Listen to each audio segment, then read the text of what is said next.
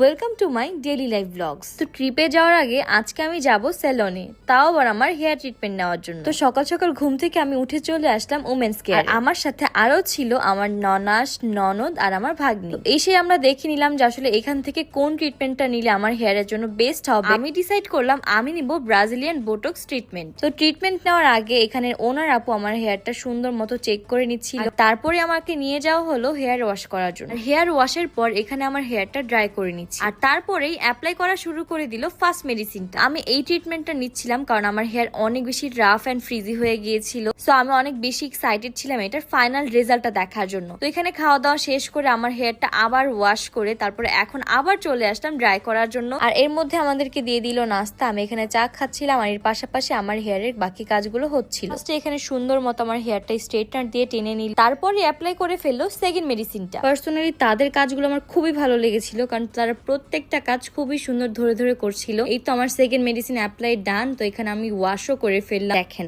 Already আমার হেয়ারটা কত বেশি শাইনি এন্ড সিল্কি লাগতেছে। আর এই হচ্ছে গিয়ে আমার ফাইনাল লুক। আমার কাছে তো আমার হেয়ার গুলো এখন খুবই ভালো লাগতেছে। আপনাদের কেমন লাগছে সেটা কিন্তু অবশ্যই কমেন্ট করে জানাবেন।